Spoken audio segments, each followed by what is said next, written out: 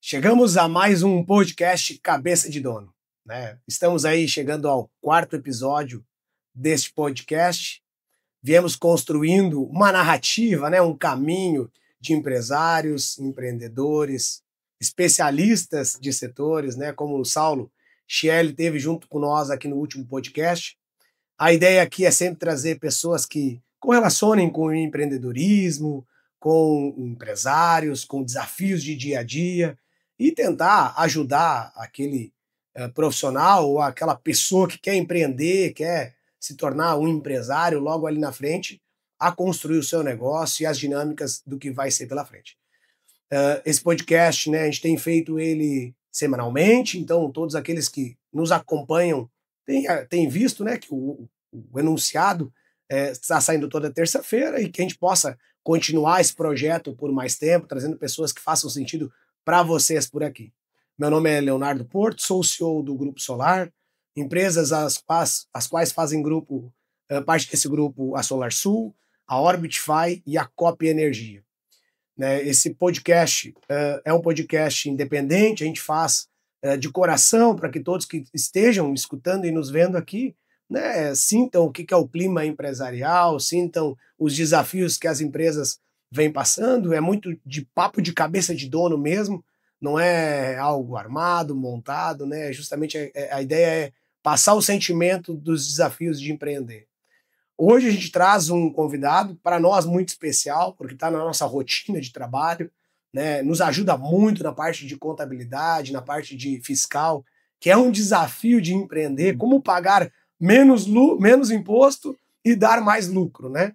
E sendo correto num país tão desafiador, tributariamente falando e fiscalmente falando. Então, trouxemos aqui César Fazenda, da Hivecom, né, nossa parceira comercial aí, digamos assim. Seja bem-vindo, César, a este podcast que a gente tem dado tanto carinho e tanto amor aqui.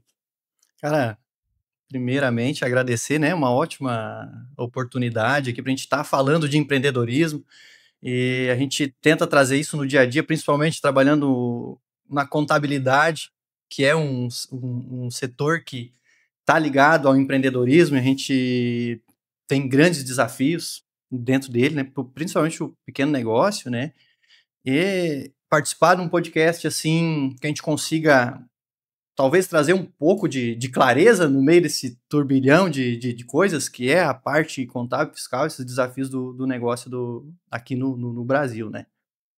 Maravilha. César, se você baixar um pouquinho o microfone, te ajuda aí, acho. Isso aí. Então, César, eu queria, né, acho que primeiro te apresentar quem é o César Fazenda, por que, né, abrir um escritório de contabilidade numa cidade pequena como a nossa, alguém que sai daqui e vai estudar em outra cidade, né, pensando por que voltar para Taquari e empreender em Taquari com o escritório de contabilidade. Me conta um pouquinho da história do César, quem é o César, quem é a Hivecom, né, por que Hivecom? Se puder explicar um pouquinho para nós quem é a Hivecom e quem é o César, vai ajudar o público a te conhecer melhor. Perfeito, muito bem. O César é um cara que começou a vida profissional dele lá por 2006, né? Meu primeiro emprego formal foi na correspondente bancário do Banrisul, na época da lotérica, mas com contabilidade comecei a trabalhar em 2006. Tive o primeiro contato no escritório da cidade, do Alexandre, o Sulaga Contabilidade. Então foi ali que eu tive os meus primeiros aprendizados e foi onde eu decidi, né? Até então eu tinha passado por várias coisas, estudado vários cursos, direito, eletrotécnico, informática, eu queria seguir pela área de tecnologia. Inclusive a área de tecnologia me ajudou muito hoje e me ajuda ainda na contabilidade. Mas foi lá no escritório do Xande que eu, cara, defini, cara, é contabilidade que vai ser a minha profissão. E estudei o técnico em contabilidade, fiz graduação e fiz um MBA em gestão de estratégia empresarial, justamente por causa da paixão pelo empreendedorismo.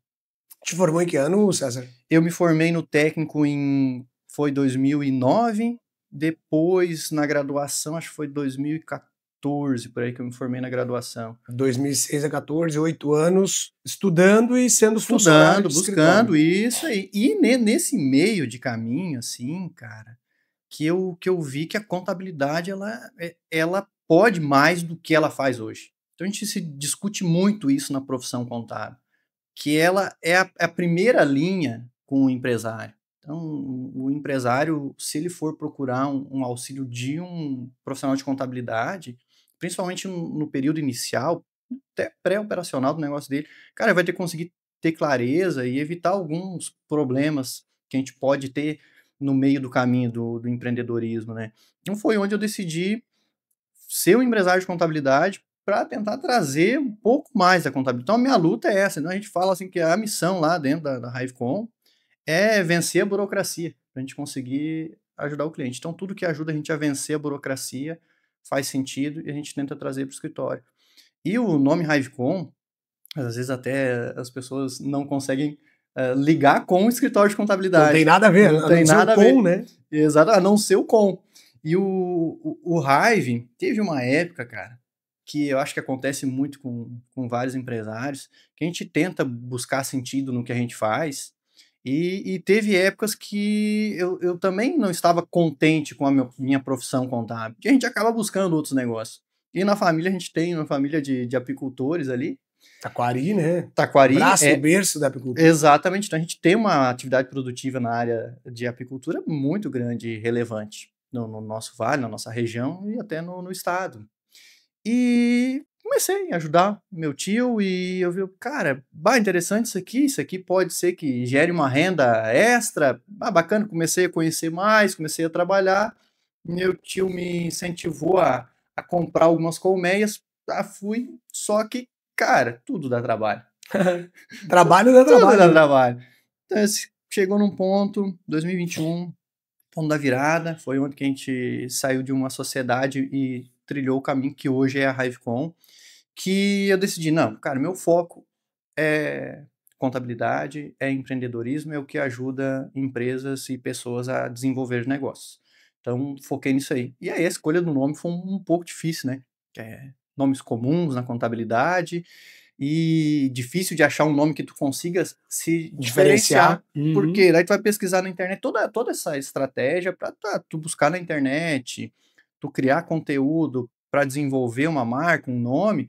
Então tinha que ser uma coisa mais pessoal. E com a nossa ajuda no desenvolvimento de marca, a gente conseguiu, cara, o que faz sentido? E durante o período de apicultura, eu descobri, estudando as abelhas, como elas são organizadas dentro de uma colmeia. Cada uma tem sua atividade bem definida, todas elas trabalham pelo bem e pela prosperidade da colmeia. Eu disse, cara, isso faz sentido, é o que a gente quer. Então, Hive é colmeia de abelhas, basicamente, traduzido do inglês para o português, e o com de contabilidade. Então, para facilitar um pouco a comunicação. Isso aí. César, vou voltar um pouquinho na história, porque a gente está falando de empreendedorismo e certamente estudantes de contabilidade, seja de técnico ou de graduação, ou até profissionais que estão trabalhando em outros escritórios, vão te escutar, né? Que momento chave para um contador é a virada de empreender? Porque, né, querendo ou não, a gente está falando aqui também com empreendedores de contabilidade.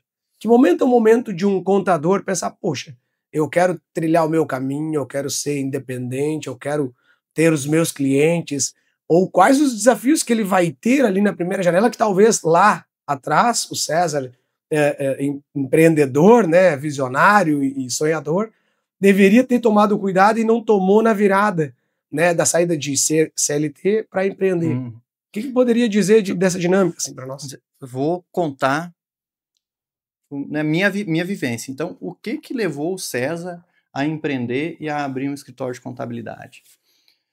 Primeiramente, eu acredito muito na predisposição empreendedora de cada indivíduo. Que o empreendedorismo, ele é quase que um sentimento que te move para um caminho que ele é infinito. Então, tu está sempre num processo de melhoramento contínuo. Lá em 2012, eu já tinha decidido empreender muito antes de 2012, que foi quando eu decidi, né, queimar a ponte e buscar o empreendedorismo. eu já tinha decidido e já estava me preparando, buscando conhecimento técnico. Empreendendo dentro de um negócio. Dentro de um negócio. Então, me desenvolvendo dentro do negócio, aceitando todos os desafios que aquele negócio estava me proporcionando, para que eu pudesse adquirir o máximo de conhecimento possível. E claro, não tinha como eu adquirir todo o conhecimento. O que eu descobri depois que eu decidi? Eu decidi que primeiro eu criei um emprego para depois ter criado uma empresa. Que basicamente a gente vira um empregado do próprio negócio e tem que adquirir várias outras habilidades. Então tem um livro que eu adoro, que me mudou a mentalidade, que é O Mito do Empreendedor, do Michael Gerber, que ele tem um conceito muito interessante sobre empreendedorismo. A gente é o técnico, a gente é o administrador e a gente é o empreendedor. O técnico, ele é o cara que trabalha, o cara que é operacional, que é onde é a primeira fase de um pequeno negócio. Eu criei o meu emprego. Então, com um único empregado que sou eu. Então tem que fazer dar certo. Depois eu vejo que eu tenho que administrar esse negócio também. Eu tenho que organizar ele. Eu tenho que ter gestão financeira. Ele cresce. Eu tenho que contratar pessoas. Eu tenho que fazer gestão de pessoas. E ao mesmo tempo eu tenho que ter a visão empreendedora para ter a visão de futuro desse negócio. Esse foi o conceito que me ajudou a desenvolver o negócio que eu tenho hoje. E para mim, decidir empreender foi uma vontade. Não foi uma necessidade, não foi nem oportunidade. Inclusive, se eu fizesse as contas, eu nem abria o meu negócio. Porque eu não tinha capital, eu não tinha cliente, eu não tinha... as pessoas não me conheciam na cidade como profissional. Então, eu tive que abrir um caminho. Então, quem quiser empreender na área de contabilidade, ele vai precisar construir um caminho de credibilidade. Para ti, o que é o maior diferencial para uma pessoa que quer empreender? Essa pessoa, vamos lá, eu tenho talvez um funcionário lá do César. Vamos usar tua exemplo de caso, pode e eu rezo que tenha. E de fato, porque o melhor pode funcionário é o cara que quer crescer, que quer expandir, que quer. E tem que ter asa para voar, Isso aí, desenvolvimento contínuo. Isso aí, tem um contador lá, cara, ele quer crescer, ele quer abrir o negócio dele. O que ele tem que ter de diferencial no dia a dia e na cabeça, na mentalidade, né, no mindset dele, para ele ser um empreendedor de sucesso lá na frente? Porque, na verdade, a base, ela acontece dentro de um negócio de alguém, né? Tu não é o pior funcionário de alguém, vai empreender e vai ter sucesso. Tu é o melhor funcionário de alguém, tu é o cara que mais dedica, que mais entrega, tem vontade de arriscar, tem vontade de crescer, e aí tu vai lá e empreende. Porque se tu for o pior, provavelmente não vai dar certo. O que tu acha que essa pessoa tem que ter de diferencial, César? Uma pessoa que quer empreender hoje, o maior diferencial que a pessoa precisa ter é gestão de pessoas. Nunca uma pessoa vai conseguir desenvolver um negócio sem outras pessoas.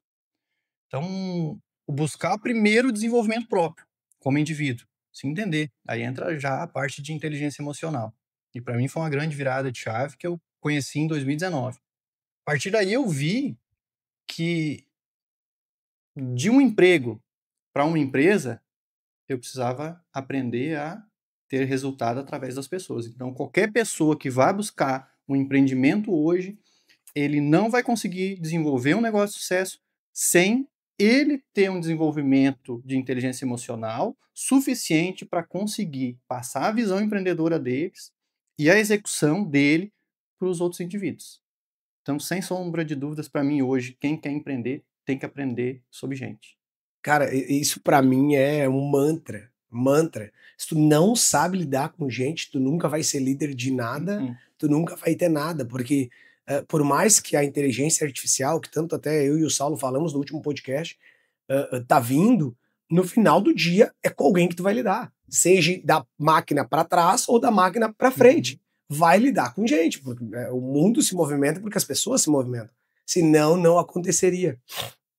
Isso é interessante, porque às vezes as pessoas é introvertida, não gosta de lidar com gente, não tem habilidade nenhuma de humanas e quer empreender porque conhece números, porque conhece do processo do serviço, porque conhece tecnicamente muito de cadeira.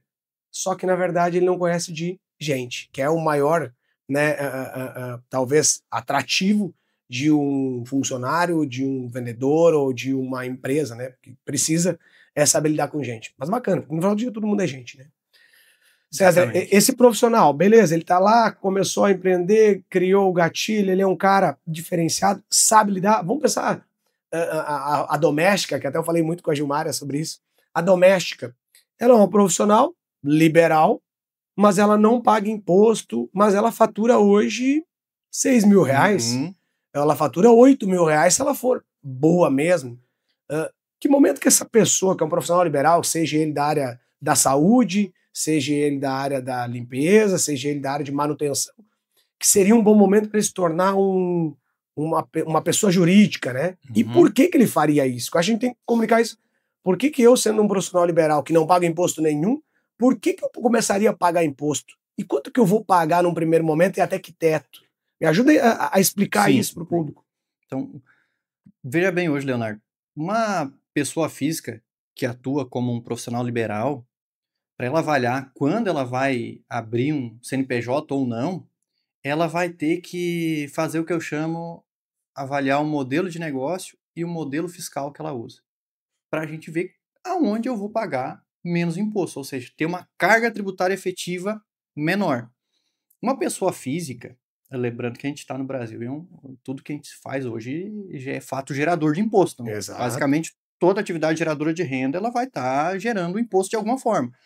O que acontece? A pessoa física, ela paga o imposto diferente da pessoa jurídica. Pessoa física, ela tem uma tabela de pessoa física, que é a mesma tabela que se aplica para quem é um funcionário numa empresa. Então, vamos dizer ali, o limite de teto de imposto de renda é 7 mil e pouco lá, uma tabela Por que vai mês? por mês, vai uma tabela de imposto de 7,5 a 27,5. Então, se eu tenho 6 mil, eu tenho que avaliar. Vou estar pagando, bem dizer, eu vou estar pagando na tabela, no teto, ali na faixa de 27,5%. Agora, se essa minha atividade eu comparar com o CNPJ e o CNPJ me der uma carga tributária menor e uma estrutura burocrática também que vai ter o custo, que somando tudo isso eu tiver uma carga tributária efetiva menor, é onde eu vou trabalhar, no APJ. Agora, o que acontece no Brasil? A informalidade é muito grande. Então, muita gente está na informalidade porque desconhece o que é estar formal e as vantagens de ser formal. Porque se eu estou com toda a minha renda informal, eu tenho uma evolução patrimonial daqui a pouco totalmente incompatível. Porque eu não estou declarando, pode ser que o fisco veja isso, entenda que realmente, de fato, eu estou sonegando impostos, eu posso ser notificado. Claro, muito raro casos em faturamentos menores, mas a tecnologia está se encaminhando para que o governo consiga ter uma fiscalização mais eficiente através de tecnologia. Deixa eu te perguntar ainda nessa linha. Eu sou profissional liberal, se eu pagar imposto de 6.000, estou lá no teto dos 25%, 27,5%. 27,5%, então perdi dos meus 6.000, 1.500, eu não vou pagar imposto, porque eu sou um profissional liberal que lido com dinheiro, com PIX, que ainda hoje Uhum, não são tributáveis. Eu poderia me enquadrar no MEI, correto? uhum. Até que teto eu vou no MEI? Eu sou um profissional, estou fazendo a primeira transição para a pessoa jurídica. Eu vou empurrar tudo da minha pessoa física e vou me tornar um empreendedor de uma PJ, né? Na verdade, individual, Isso onde aí. eu, em vez de declarar tudo que eu declarava na pessoa física, agora passo a declarar lá na PJ. Misturando, num primeiro momento do Uhum. empreendedorismo, aquela coisa, tudo é um caixa só, mas pelo menos está legalmente correto. Como é que eu faço essa transição se eu sou um profissional liberal? Cara, Quais são as etapas? essa pergunta é muito interessante porque a gente basicamente vai ter uma escadinha de evolução. Então, se hoje eu sou um profissional pessoa física, para 400 e poucas atividades, eu tenho o MEI, que é uma ótima oportunidade, que eu gosto de dizer que é um estágio para o empreendedor. Exato. Porque tu já tem o CNPJ constituído, eu sempre recomendo a tu já agir como uma empresa grande, entendeu? Já faz uma continha separada para o CNPJ, recebe as coisas desse CNPJ, e o MEI é uma ótima oportunidade, só que ele tem esses limitadores. Os principais limitadores são as atividades, então tem o anexo 11 lá da lei Mas que são complementar, 400, são né? 400 e poucas Difícil não se atividades, enquadrar, né? muito difícil. Então, a maior parte das atividades que são de profissionais liberais vão estar lá dentro, exceto essas de cunho de Saúde? atividade intelectual, saúde, algumas coisas não Uhum. vão estar lá. E o maior limitador é o faturamento, né? Então, é 81 mil por ano. A gente Mensal, isso dá em dá números? 6.750 por mês. Então, tu tem que cuidar. Se teu negócio está nessa faixa, tá ótimo. Tu consegue iniciar a formalização como PJ no MEI, que é um ótimo caminho para tu te formalizar e já aprender um pouco da dinâmica do que é ter uma empresa. Claro, o MEI também, ele, apesar de ter todas as facilidades e conseguir, o próprio governo tem um aplicativo muito bom que tu consegue verificar tudo por lá, tu tem que controlar o faturamento mensal para não estourar, porque daí se tu estoura o faturamento, e aí como que eles vão saber? Tu movimentação de Pix, movimentação em cartões de crédito, emissão de notas fiscais, então essas bases de dados vão estar cada vez mais unificadas. Se tu sai do MEI, automaticamente tu já tem que te organizar para ir para um simples. Se tu não faz a opção no simples, eles te jogam para a categoria geral, que daí é uma outra categoria que vai estar empresas pagando impostos individualizados, bem mais complexo. É um dos erros que a gente vê ocorrer muito, muito por falta de informação. Mesmo que tu seja MEI, busque informação sobre todos os cuidados que tu tem que ter. Mas é a ótima opção. Depois do MEI, microempresa e assim segue. Deixa eu te fazer uma pergunta ainda do MEI, porque das pessoas que eu me relaciono, né, a gente conhece muita gente que é MEI, então isso vai ajudar, e aqueles que não são virar, né? O que eles gastam hoje para abrir uma empresa MEI, né? O que é o custo mais ou menos, não precisa trazer números reais, talvez do escritório, mas uma média nacional, o que a pessoa gasta, ou como ela poderia fazer isso individualmente, sem precisar do escritório, que eu acho que é possível fazer. É possível. E quais são os custos que ela teria de um MEI para se tornar um profissional liberal no mercado? Se eu quiser eu ir lá abrir minha MEI, eu ir lá gerar minha nota, ou quanto que eu gastaria tendo um escritório do meu lado, me apoiando e até me preparando para o próximo estágio, né? O que é interessante dos custos do MEI, né? Então, para abrir uma empresa MEI, é totalmente gratuito, é no portal nacional do registro, né? Tu vai fazer o registro, vai acessar com a tua senha Gov, vai escolher as atividades, é muito fácil abrir um CNPJ MEI hoje. Tu vai ter a contribuição fixa, que basicamente, o que é a contribuição fixa? Que é o imposto. Então, lá dentro do imposto, a gente vai ter 5% que é pago a título de INSS, que é sobre um salário mínimo. Se tu é prestador de serviço, vai ter uma contribuição de R$ 5 a mais. Se tu é uma atividade de comércio, vai ter R$ 1 a mais. Então, isso tudo vai somar teu carnê mensal. Quanto? Vai dar uns 81. É uma mensalidade, não é nem imposto. Não, é porque o que é o imposto tá pagando? O imposto, de fato, é ISS, R$ 5, ICMS, R$ 1 e 5% do salário mínimo é teu INSS, que é a tua contribuição, que tu vai ter direito à aposentadoria com salário mínimo, benefícios de auxílio-doença, por exemplo. Bah. Então, vale a pena ter a Constituição como MEI, muito até comparado com a pessoa física, que a pessoa física tu tem aquela tabelinha do imposto de renda. Porém, o MEI tem que ter alguns cuidados, que é o quê? A tributação no CNPJ, tu tem o faturamento, não tem uma empresa, o faturamento é da empresa. Apesar do MEI ser um empresário individual, juridicamente, ele tem essa... A correlação, pessoa física né? e a pessoa jurídica é a mesma coisa, uhum. então pode se misturar, pode usar a mesma conta e tal. Para fim de organização, a gente recomenda separar. E também porque o MEI, ele tem a questão da renda que o sócio tira. Isso é importante. Uhum. A renda que o sócio tira do CNPJ vai ser a renda dele na pessoa física. A renda na pessoa física tem que ser tributada lá na declaração de imposto de renda da pessoa física. Se ele está organizado, se ele separa o que ele retira do CNPJ também, tem a questão dos lucros isentos. O MEI também tem uma parcela de lucro isento que ele pode distribuir para o sócio. Então, tu acaba tendo uma economia tributária dentro do CPF também. Por isso seria interessante um escritório para assessorar quais são esses lucros. Exatamente, porque o MEI, para que ele possa usufruir desse lucro isento, ele tem que fazer uma declaração, que é um registro que entra dentro da SPED Reinf, que é uma declaração que a gente manda para o governo. Então, trimestralmente, ele vai lá e informa quanto que ele tirou. Então, o governo quer detalhado isso. Inclusive, a gente tem que informar a data, o valor e o CPF de quem está recebendo, que depois integra com os outros sistemas, declaração de imposto de renda, e ele consegue usufruir de uma isenção da renda da pessoa física. Então, entra dentro da parte administrativa e fiscal. Né? Se eu fosse considerar o que o MEI mais ou menos gasta em média nacional, né, falando de novo, entre o que ele paga de taxa mais o que ele custa a escritório, para essa gestão, administração do contrato dele, da nota ou das notas que ele precisa transitar, o que esse cara vai gastar, ou essa pessoa vai gastar no longo de um mês de mensalidade ali, de custos, para ser uma PJ, né? O MEI de gasto, assim, por exemplo, com o que eu sei que eu tenho de percepção do mercado e com base no que eu aplico também de Uhum. precificação de mensalidade para o MEI.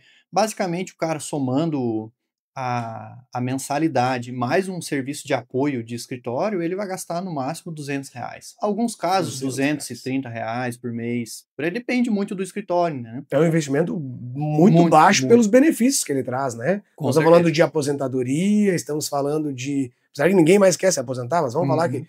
que seja importante em algum momento. Mas eu acho que a maior importância não é o benefício da aposentadoria, é o benefício do encostar. Porque esse Sim, profissional está lá, vamos falar de uma faxineira, um profissional liberal. Está lá, escorrega no piso por uma limpeza, ou se machuca com alguma ferramenta de manuseio, no mês seguinte ela não tem não renda. tem renda. Se ela é um MEI, ela está escorada ou ancorada em cima de um processo Isso legal, que aí. é o INSS, Uhum. correto? E ela vai poder, no mínimo, com salário mínimo, Mínimo correto? salário mínimo. Ela vai poder, né, É o salário levar, mínimo na contribuição do MEI, no caso, né? vai poder levar aquele auxílio, aquela ajuda ali nos próximos meses. Aí tem que ver o Uhum. tempo, né, desse retorno do trabalho. Então acho que é importante que o profissional liberal hoje, né, entenda isso, que ele precisa, né, de estar resguardado, né, fisicamente, né?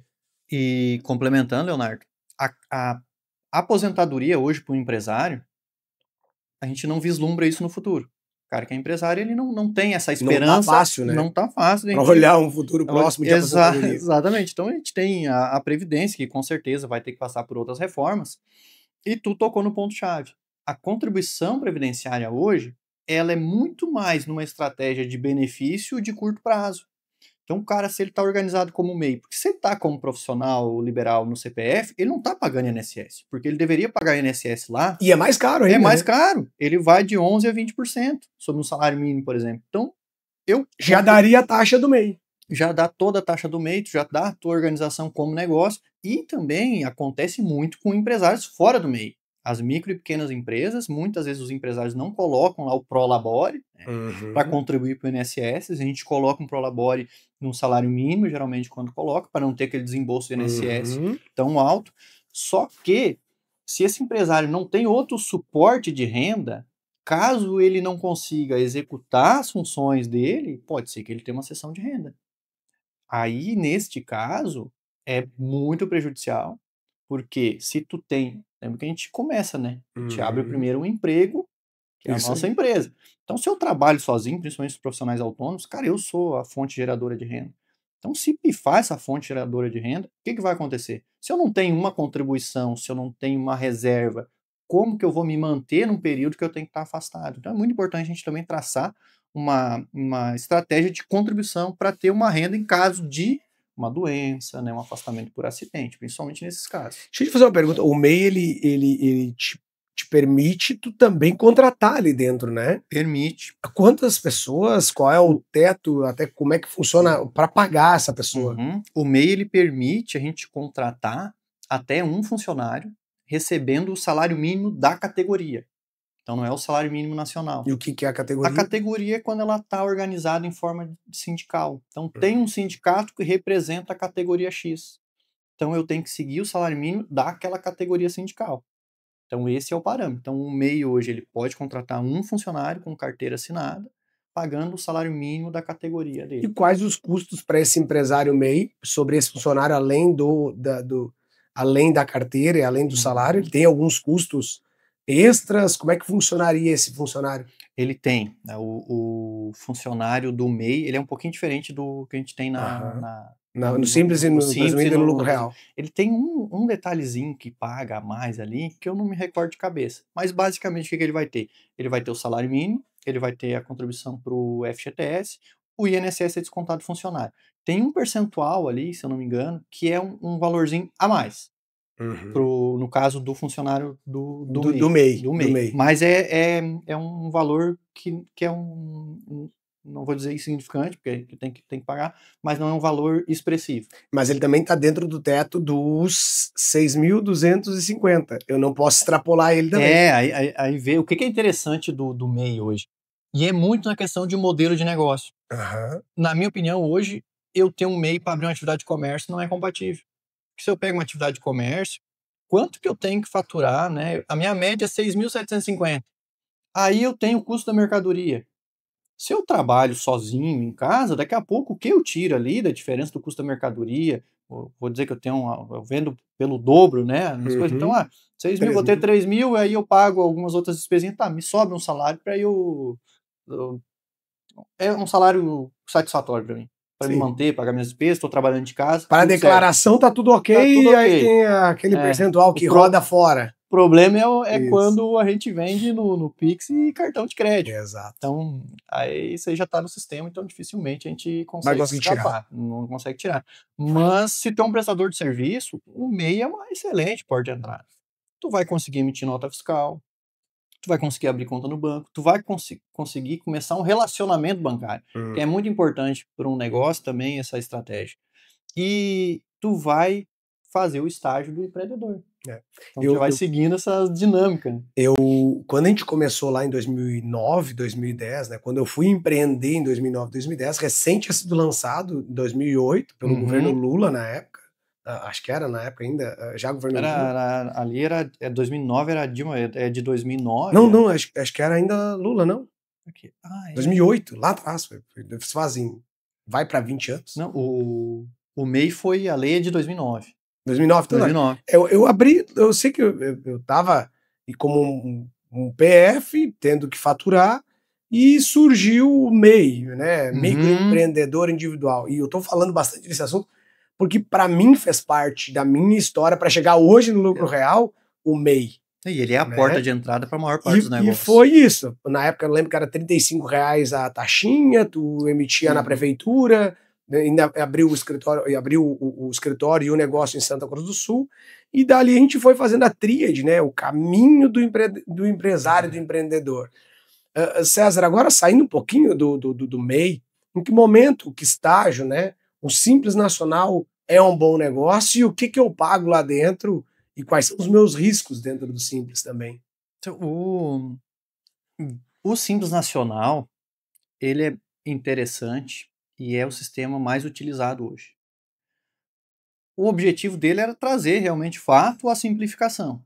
Então, o que que tá lá de imposto? Então, ele basicamente hoje são 5 anexos, que é indústria, comércio e 3 anexos para serviços diferentes. Todos esses anexos vão ter alíquotas e faixas que devem ser aplicadas. Tem uma forma matemática que leva em conta o faturamento acumulado dos últimos 12 meses, para enquadrar a faixa que eu vou aplicar imposto. Qual que é a grande diferença no Simples Nacional para outros sistemas? É que eu vou pagar o imposto sobre a minha receita bruta. O que é a minha receita bruta? Total do meu faturamento. Então vão ter Não interessa negócios, lucro, não não interessa nada. interessa. Então, não dei lucro, dei prejuízo, não importa isso. O imposto vai ser pago sobre o faturamento. Assim como o lucro presumido, por exemplo, que o governo presume o nosso lucro para pagar alguns impostos, mas a maior parte dos impostos é receita bruta também. Então, até para presunção do lucro, a base é a receita bruta, não é o resultado em si. Então, para quem está numa faixa de faturamento, dependendo o caso, teu faturamento em serviço, 50, 60 mil, até um pouquinho mais, tem uns 70, vamos dizer que provavelmente o Simples Nacional vai ser uma ótima opção. Agora já começa a ir para 100 mil mês, cento e poucos mil por mês no serviço, Deixa eu inevitavelmente pensar, eu não sou vale a pena. Simples Nacional, tenho uma empresa só de prestação de serviço. Quais são os impostos que eu estou pagando se eu estou faturando 80 mil por mês? Isso dá 1 milhão Uhum. e 100, talvez 1 milhão e 50 lá por ano. O que, que eu estou pagando ali naqueles 80 mil? No Simples Nacional, quais os impostos que a gente paga lá? IRPJ, contribuição social, PIS, COFINS, IPI, se tu é indústria, ISS, ICMS e tem a contribuição previdenciária sobre a folha, que é a contribuição previdenciária patronal. Então, são basicamente esses 8 impostos que vão estar dentro da guia que a gente paga no Simples Nacional, unificado, e todos têm uma distribuição proporcional para cada ente ali. Agora, num outro sistema de tributação, é tudo separado. Então, a grande diferença do Simples é que ele unificou o cálculo, a gente paga uma guia só que estão todos esses impostos aí dentro. E uma grande diferença do Simples Nacional é quanto à contratação de folha, né? Se eu tenho uma empresa fora do Simples Nacional, eu tenho que pagar toda a parte patronal e para Sistema S é um custo adicional de INSS para cada funcionário que a gente O que é contrata. patronal para quem não entende? Inclusive eu. Sim, excelente pergunta. O INSS patronal, basicamente, é uma contribuição que não vai para a empresa e que não vai para o funcionário, vai para o governo. Mas que barbaridade. Então, se tu for calcular hoje, numa empresa fora do Simples, a contratação de um funcionário, ela vai ter um adicional de aproximadamente 32% de custo, que vai ser referente a esse INSS patronal. Então, ali vai ser pago 20% por INSS, aí tem o sistema S, que é ali é SES, Senat, a parte para segurança do trabalho. Então, são contribuições que vão para o INSS e, claro, de maneira direta, não estão beneficiando nem a empresa nem o funcionário. Das quais pouco ou nenhuma retorna ao funcionário diretamente. Até é interessante, a gente tem o sistema S, né? O sistema S, ele entra SES, Senat, Sebrae. Então, que nós aqui temos pouquíssimo acesso hoje. Sebrae não. Sebrae não. Então, pega a Sebrae é um órgão que auxilia as micro e pequenas empresas. E, inclusive, eu recomendo que qualquer empresário também busque o Sebrae para ajuda de... Se nós estamos pagando, como um empresário hoje que está aqui na nossa cidade de Taquari, poderia acessar, porque ele pagou e ele está pagando isso. Sim. Como ele acessa? A maior parte dos serviços a gente não consegue acessar aqui, a gente está numa cidade pequena, mas a gente tem, por exemplo, o escritório do Sebrae Lajeado, que atua nós. E uma das formas de acessar esse serviço também é fazer parte de entidades. Por exemplo, aqui a gente tem a CDL Taquari Itabaí. Então, se eu faço parte dessa entidade é a que está em comunicação com o Sebrae, por exemplo. O que me incomoda e me desconforta nessa conversa, inclusive, né, para entender a lógica, eu não consigo acessar eles, mas todos os meses eles me acessam. Sim. Porque eu pago. Não, interessante. Interessante essa lógica que tu trouxe agora é importante, porque, por exemplo, Sebrae. Sebrae é o Serviço Brasileiro de Apoio às Micro e Pequenas Empresas. Quem acessa, MEI, ME e PP. Né? Empresas que faturam até 4 milhões e 800. Se tu fatura mais de 4 milhões e 800, tu contribui para o sistema, mas aí tu não consegue usar serviços do sistema. Em contrapartida, a gente também tem outros sistemas que ajudam, que é, por exemplo, até tem que confirmar, mas eu creio que a FEComércio faz parte de recursos desse sistema, que representa toda uma classe empresarial nacional, e é muito importante porque dá voz ao interesse dos negócios junto ao governo. Então, inclusive a gente vê uma crescente aumento da união das pessoas em volta de entidades, empresas com suas entidades empresariais, buscando maior representatividade. Isso tem ajudado muito o desenvolvimento dos negócios no país também. E localmente a gente tem que buscar o apoio que a gente tem. Então, localmente é Sebrae. A gente tem Sebrae localmente. A gente pode acessar o serviço Sebrae pela internet. A gente se cadastra lá, a gente busca. Eu sou uma pessoa, eu gosto de usar o serviço Sebrae. Inclusive, eu tenho contratado... Você desconhecia. E aí eu, de novo, a gente, né, não está falando de pequenas cifras, estamos falando de grandes cifras, que as contribuições são, e eu particularmente desconhecia que a gente poderia ter acesso ao Sebrae e fazer uso dessa plataforma ou serviços. Se é uma pequena empresa que fatura desde o MEI né, até a micro e pequena, desde que fature até 4 milhões e 800, tu consegue acessar o serviço. Entendi. Né? Que é o porte, né? Sim, claro. Óbvio que a gente, nesse momento, não conseguiu acessar pelo tamanho. Mas eu falo que por muito tempo você pagou sem, né, conhecimento. Obviamente, a gente não tinha essa parceria com vocês também, era um outro escritório. Mas o que eu digo que fica no caminho, no limbo, né, aquele pagamento da empresa para contribuir para um ambiente desses, para o seu funcionário, para o próprio empreendedor buscar conhecimento, alcance, acesso, que ele hoje não consegue acessar. Por quê? Porque a instituição busca ele no recurso, mas não busca ele para trazer a informação. Então, todo mês a guia chega, mas não chega o consultor. Ô, César, tudo jóia? Tu pagou aqui R$2.000 de imposto, que nos ajudou a crescer a instituição. Queria ver o que tu precisa aí que a gente pode te ajudar. Isso ninguém liga, né? Isso não é uma consultoria, não é um serviço. Mas nunca, né? Não é uma mesma, né? Nunca chega. Então, e querendo ou não, a gente que está numa cidade um pouco mais distante das grandes capitais, fica mais difícil ainda. Então, acho que é bacana dos escritórios e talvez até das instituições que conhecem começar a levar informação. Porque eu acho que se tem direito e se faz sentido para aqueles ambientes, tem que colocar as empresas lá dentro, senão isso é direito nosso, né? E com certeza. Desconhecia, tá? Não, e assim, Leonardo, o empresário, hoje a gente tem uma imensa, um imenso banco de dados de informações e de coisas. Então fica difícil a gente Acessar tudo. acessar tudo. E a gente tem que ter foco.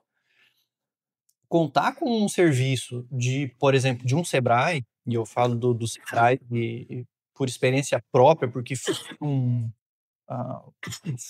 foi um suporte muito importante sempre presente na minha vida, mas eu descobri o Sebrae por intermédio... Não foi ele que descobriu. Não, eu descobri o Sebrae por uma visita dele, que foi num serviço que foi desenvolvido com o nosso município em parceria com a CDL. Então veja a importância do empresário estar envolvido em meios onde ele consegue ter acesso à informação. Mas tu imagina, né, César, todo o desafio que o empresário passa no dia a dia de contratar, demitir, fazer o organismo funcionar, pagar nota, pagar imposto, comprar serviço, produto, entregar produto. E ele ainda tem que tirar o tempo para acompanhar as instituições, que é um desafio gigantesco, que eu me coloco nesse meio, tá? Que é necessário, mas é muito desafiador, para conseguir aí tão somente acesso a uma instituição que ele já paga. É injusto com esse cara que não tem tempo. Eu entendo que a organização é de cada um, prioridade ao tempo de cada um, mas é injusto, né, para ele, né? Eu entendo que aqueles que conseguem essa organização e vão atrás conseguem o acesso, mas para aquele 99% do empresário que paga, ele não consegue acessar justamente porque isso não está filtrado, não está organizado para a classe dele, não é uma coisa feita para funcionar para ele. É feita para funcionar se tu vir, né? Se basicamente. Não vai rodar. O empresário tem que ter uma busca ativa, né? A busca ativa ela é infinita. E aí tu pensa, putz, eu tenho todos os meus desafios lá de organização para fazer e ainda vou ter que estar correndo com a instituição. Entendo que isso é um papel que tu faz muito bem, tu e vários empresários da cidade, né? Puxam, impulsionam o CDL. Queria me envolver mais, mas o tempo é uma dinâmica muito maluca no dia a dia, né? E que precisa ter tempo, não adianta estar na instituição sem poder conseguir ajudar, né? E acho que ajudar é isso, é pegar lá o olhar do CDL e jogar para quem precisa, é pegar o empresário que precisa de ajuda e jogar lá para dentro do CDL ou do Sebrae. E é um papel que vocês fazem muito bem, e isso abrindo mão dos negócios de vocês, da família de vocês. Mas, enfim, acho que olhando ainda muito para as instituições, a gente teria que ter mais tempo para falar disso e talvez vamos tentar marcar uma nova agenda falando só disso, porque é interessante para quem paga entender quais são os benefícios que ele tem, até talvez trazendo o CDL aqui, né, para falar sobre a instituição, porque, poxa, se tu paga, se existe alguém pensando em te ajudar, por que a gente não está conectando, né? Aquela pessoa que está querendo ajudar, aquela pessoa que precisa de ajuda, né? E se isso já está rolando um pagamento aqui, só que um lado não consegue alcançar e o outro não consegue achar quem precisa. Conectar as duas pontas, até porque a gente é um país que a gente, cara, eu digo que a gente vive num país rico, né? Demais. Estamos aí sendo... Por mais que... A gente está aí desde 1500... Sendo bombardeado, extraído, roubado. Sendo maltratado e tá aí, um país lindo, bonito, cheio de oportunidades, tanto é que a gente vê até empresas estrangeiras vindo para cá, e não são poucas. Então a gente tem um mercado de consumo muito grande e tem entidades que querem desenvolver os negócios aqui. Exato. Então a gente tem que buscar nos nossos núcleos de negócio para que lado eu posso ir, onde eu posso buscar suporte, né? Mas o nosso papel como podcast, como empresários, né, é conseguir dar alcance, dar acesso e dar informação. Aí vai também do empresário querer ir atrás, buscar e se retroalimentar disso, né? A gente pode dar a faca e o queijo, mas cortar depende do empresário, né? Se colocar em movimento, depende. Exatamente. Eu acho que é isso, e o ecossistema pede muito isso. Ainda voltando na linha, né, Zé, que a gente fez, César, a gente fez o caminho da PF, do MEI, do Simples, estamos indo para o presumido e o real. Que momento o presumido e o real meio que discutem ali quem é que é o direito de quem? Porque eu acho que o Simples ele pode ter esse salto, né? Sair do Simples e cair no real. Por que eu optaria sair do Simples e ir para o presumido, ou estou no Simples e ir para o real? De uma maneira mais sucinta, talvez a gente poder tentar... Qual a melhor tributação para minha empresa? Basicamente, no Brasil, a gente vai ter MEI, Simples, lucro presumido e lucro real. Então, lucro presumido e lucro real a gente chama de categoria geral. A reforma tributária, o nome vai ser regime regular. Simples Nacional, a gente paga MEI, fixo, né? Desde que eu respeite os limites. Simples Nacional, pago sobre faturamento. Lucro presumido, eu pago também sobre a receita bruta, que é basicamente o faturamento, para ficar mais fácil a gente entender. Lucro real, eu entro no regime de não cumulatividade. O que é não cumulatividade? É eu poder pegar crédito nas minhas compras e despesas e abater no débito da minha receita. Basicamente, eu vou estar pagando sobre o resultado. Quando que eu vou para um lucro real? Quando eu tenho um negócio que a minha margem de lucro basicamente vai ser menor que 10%. Por que eu digo 10%? No lucro presumido, para uma empresa de comércio, por exemplo, vamos pegar como exemplo empresa de comércio, para essa regra dos 10%, só a Pegar o maior parte. mercado. Mercado, principalmente. Então, Mercado. a gente vai ter negócios que vão ter margem de lucro líquida abaixo de 10%. Ah, César, por que daí não vou para o lucro presumido, que é teoricamente mais fácil? Porque o lucro presumido ele vai me dizer para o comércio que a minha base presumida para o imposto de renda é 8% do faturamento e para a contribuição social é 12%. 20%, média 10%. Então, se o meu lucro líquido abaixo de 10%, certamente o lucro real vai ser a melhor opção. Então, a gente vai ver nichos como o setor mercadista, aí porte aí já faturando 200 mil por mês, por exemplo, setor mercadista, lucro real já vai ser vantajoso.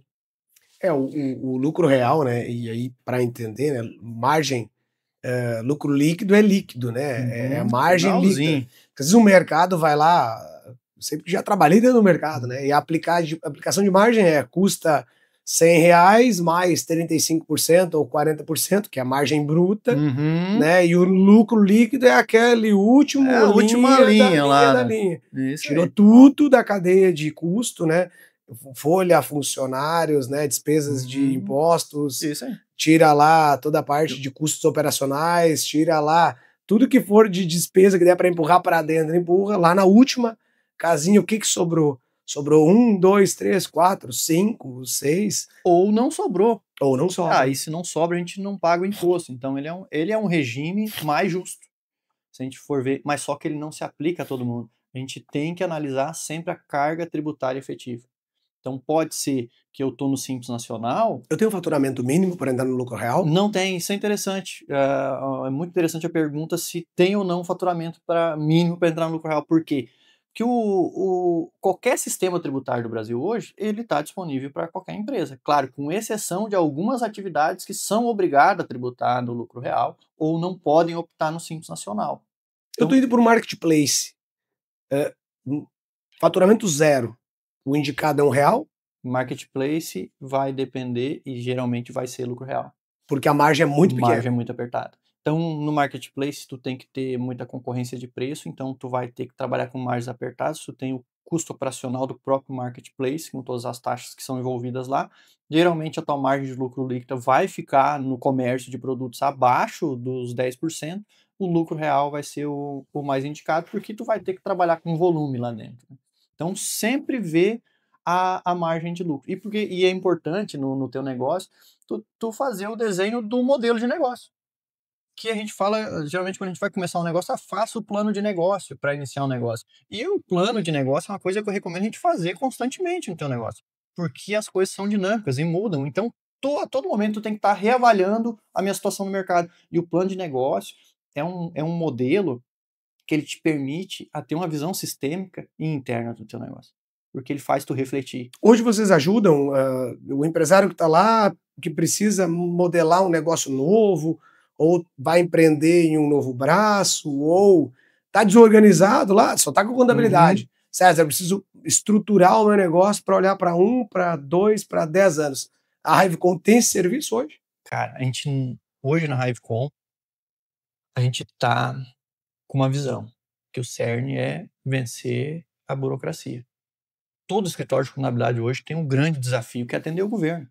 Então, no trabalho de escritório de contabilidade, o trabalho prioritário em escritório de contabilidade é atender o governo. E o governo sempre vem com novas burocracias, com novas mudanças, então a gente tem que atender esfera estadual, municipal, federal. Então, o grande desafio hoje no escritório é isso aí. Então, basicamente, não tem. Como que a gente tenta trabalhar hoje? Com a visão empreendedora dentro de um ponto de vista educativo.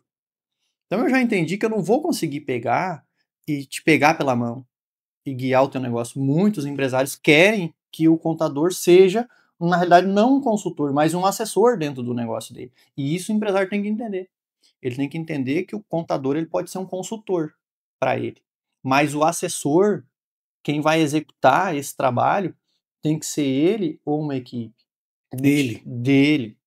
Ou ele contratar uma consultoria que vai ter isso junto. Ele tem que desenvolver as suas capacidades empreendedoras e gerenciais e desenvolver principalmente pessoas para isso. Então, um escritório de contabilidade hoje, prioridade que o escritório vai trabalhar, entender fisco e te derrubar da burocracia. Te derrubar, não. Fazer aquele para-choque de burocracia para proteger o teu negócio. Então, a nossa visão hoje na Hivecom é essa aí. Vencer a burocracia para proteger o cliente da burocracia, mas a gente trabalhando com esse ponto de vista educativo e dando suporte. Que hoje a gente consegue, é porque eu gosto. Eu gosto de negócios. Então eu gosto de entender novos negócios, eu gosto de estar participando de novos negócios. Então, quando eu posso contribuir, eu fico à disposição. Claro, a gente tem um limitador de tempo, porque a gente tem um projeto que é o Projeto Guardiões do Lucro, que a gente desenvolveu uma metodologia para treinar empresários, para fazer treinamento de negócio para empresários. Então, essa é a minha visão agora para a Hivecom.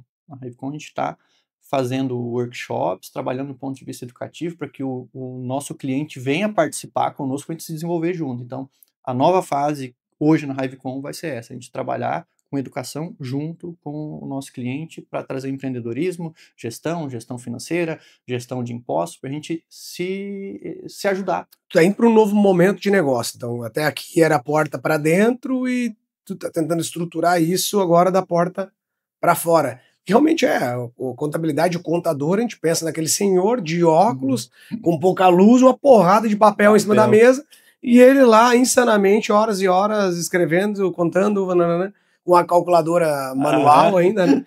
Então, isso está no passado, né? Porque boa parte do processo hoje já é totalmente robotizado, robotizado, automatizado, integrado. Então, a gente tem atividades hoje que é um robô que faz para nós. A gente tem empresa de software que desenvolve software sob demanda para nós. Então, exclusivamente para o escritório de contabilidade, né, ela consegue identificar os gargalos. A gente tem, por exemplo, processo que a gente demorava uma semana, hoje a gente não faz. A empresa terceirizada faz, manda só o relatório para nós e tá certo. Custando um décimo, talvez, do custo. Cara, é um custo irrisório, entendeu? Então, hoje, um empresário que não vê, e não digo só no meu setor, um empresário que não vê o uso de automação, inteligência artificial e essas automações no dia a dia para eliminar esse gargalo burocrático, agilizar ele, pode ser que ele perca muita produtividade. Diminui margem de erro também, né? Porque, Muito, não, a máquina, ela não erra. Não. Só se o humano imputar o dado errado. Exatamente. Ela erra só se quem estiver por trás dela estiver errando. Porque senão ela larga isso, né, desenhado. E ainda, né, César, também não tão importante, mas a gente precisa ir para encerramento. Já estamos quase uma hora conversando aqui, passar rápido aqui a conversa. Para a gente passar rápido, talvez para quem está ouvindo, meu Deus, não termina nunca. Mas vamos lá.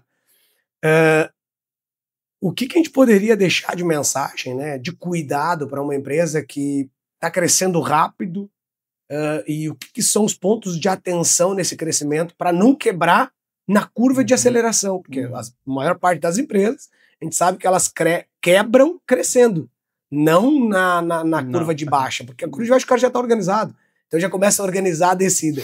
Mas é no hype, né, é no crescimento que a empresa quebra. Quais são os maiores cuidados de atenção no crescimento? Cara, se eu pudesse escolher só um indicador financeiro, se chegasse e botasse numa mesa, César, desses indicadores aqui de gestão, de negócio, tu pode escolher só um. Para qualquer empresa, não importa o porte, eu escolheria o indicador de geração de caixa. Por que o indicador de geração de caixa? Porque ele vai puxar todos os outros. Pode ser que a minha empresa quebre tendo lucro, porque eu tive lucro, mas não botei o lucro no bolso. Então, o indicador de geração de caixa, para mim, não importa o porte de negócio, vai ser o principal indicador. Fora isso, eu vejo muitos negócios que não conseguem se desenvolver ou passam por crises até menores de forma desorganizada porque não tem a gestão financeira. Então, a própria gestão financeira, ela resulta na geração de caixa. Eu não vou saber se eu gerei caixa sem ter a gestão financeira. E a gestão financeira, ela leva um monte de outras gestões. E eu vou conseguir gerar um capital de giro, eu vou conseguir gerar uma reserva de emergência que não é só para emergência, que é para oportunidade também. Porque se eu tenho um dinheiro para reserva de emergência, pode ser que surja uma oportunidade de negócio que eu tenha capital para aproveitar. Então, a dica que eu dou para qualquer tipo de negócio, fique de olho na geração de caixa do seu negócio. Espetáculo. Acho que realmente o indicador da saúde financeira de um negócio é o caixa. O desafio maior do empresário de pequeno porte normalmente é a mistura do caixa com a pessoa física.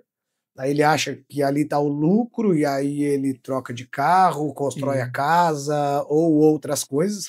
E eu já caí nesse problema. Claro que a gente vai, na curva do tempo, aprendendo muito, né? E amadurecendo como negócio. Por isso que a curva, né, a tríade lá do MEI, simples, presumido e lucro real, ela é importante. O cara sai de um lugar e cai no outro, ele se perde.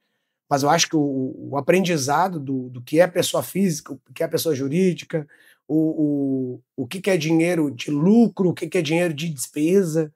Então, acho que o caixa ele é o maior indicador, mas tem uma série de indicadores por trás dele que vão dando, né, vida e batida, porque também se tem caixa e não tem faturamento de venda futura, não adianta, se não tem recebível também não adianta, se às vezes eu estou saudável hoje, mas meu negócio está travado, estagnado, também não adianta. Acho que é muito do sentimento do empreendedor, né? Às vezes tu tá quebrado financeiramente e rico de negócio. Aí tá. Tu falou um negócio que eu tenho assim como como é que são leis para mim, né? Que assim, é aquela máxima. Empresa rica, empresário pobre. É isso aí. Essa é a primeira fase que a gente tem que ter. Cara, foca no teu negócio. O teu negócio é a tua fonte de renda, cara. Antes de entrar em outro negócio, cuida para não atrapalhar a tua principal fonte de renda. Vê se ela tem suporte para isso. A confusão patrimonial, que é o que tu falou, a mistura, que a gente chama de confusão patrimonial, ela é muito maléfica. Por quê? Porque tu não tem visão, consciência, se aquilo que tu tá tirando da tua empresa é compatível com o que ela te permitiria. Ela tem capacidade para isso. Então, tá matando ela, às vezes né? tu acaba matando a vaquinha de leite, entendeu? Então, primeiramente, empresa rica, sócio pobre. E depois os dois vão ser ricos. Isso aí. Show de bola, César. Quero, cara, primeiro te agradecer, né, pelo tempo, por ter tirado o mais precioso dos valores que a gente tem hoje, que é tempo, para vir aqui conversar com a gente, trocar ideia, dar vários insights e dicas para quem quer empreender e está empreendendo, né? Porque o empresário que tem nos escutado, as pessoas que têm nos escutado, acredito que são pessoas que ou estão empreendendo, ou têm o sonho de empreender, né? Ou querem se desafiar em algum momento. E tudo que a gente tem trazido aqui é informação com veracidade, com realidade de mercado, com o dia a dia de empresários e de setores, para poder dar ideias, criar o espírito empreendedor nas pessoas que estão com nós. Então, obrigado, né, por ter vindo conversar com nós e trocar tanta ideia bacana aqui. Para mim, uma satisfação imensa, né, participar contigo aqui, ainda mais falando de um assunto que para mim é, cara, empreendedorismo e disseminar o empreendedorismo também, estimular outras pessoas, para mim é imprescindível, é quase que para mim é missão de vida. Então, você está falando de negócio aí, eu esqueço o tempo. Show de bola. Galera, esse foi mais um podcast Cabeça de Dono, né, que a gente trouxe o César para falar de imposto, contabilidade, o melhor modelo de atuação tributária dentro de um Brasil tão desafiador, com um governo tão desafiador, mas que eu tenho clareza absoluta que a força que o Brasil tem de empreender, força de consumo e força de crescimento, não vai ser qualquer governante que esteja lá na cadeira, ou quaisquer governantes que estejam na cadeira, que vão fazer nós se desmotivar ou desanimar de continuar lutando e fazendo o nosso melhor. Obrigado pela atenção de todos, espero que, né, a gente possa estar junto em novos capítulos, novos podcasts, ainda aqui dentro do canal. Todos fiquem com Deus e até a próxima.